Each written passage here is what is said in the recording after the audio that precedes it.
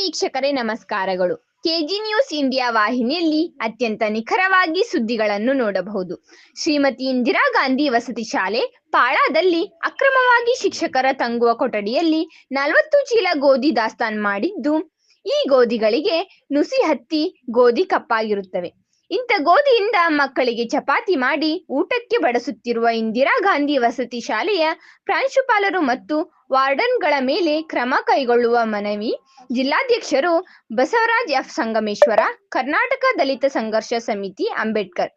ಧ್ವನಿ ಚಂದ್ರಕಾಂತ್ ಕಾದೊಳ್ಳಿ ಬಣ, ಉತ್ತರ ಕನ್ನಡ ಜಿಲ್ಲೆ, ಕಾರವಾರ. ಸಂಬಂಧಪಟ್ಟ ಇಲಾಖೆಯವರು ಕಾನೂನು ಕ್ರಮ ಜರುಗಿಸಿ ಎಂದು ಮನವಿ ಮಾಡಿದರು.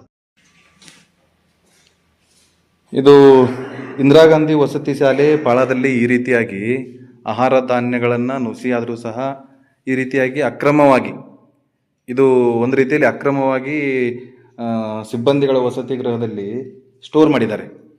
ಇದ್ರ ಬಗ್ಗೆ ನಿಮ್ಮ ಅಭಿಪ್ರಾಯ ಏನು ಸರ್, ಹೇಳಿ. ಇದು ಬಹಳ ಒಂದು ನೋವಿನ ಸಂಗತಿ. ಮಕ್ಕಳು ತಿನ್ನುವ ಆಹಾರವನ್ನು ಈ ರೀತಿಯಾಗಿ ನುಸಿಗಳ ಹತ್ತಿದ್ದನ್ನು, ಪುಡಿಯಾಗಿದ್ದನ್ನು, ಕಳಪೆ ಆಹಾರವನ್ನು ಮಕ್ಕಳಿಗೆ ಕೊಡ್ತಕ್ಕಂಥದ್ದು ಬಹಳ ದೊಡ್ಡ ನೋವಿನ ಸಂಗತಿ.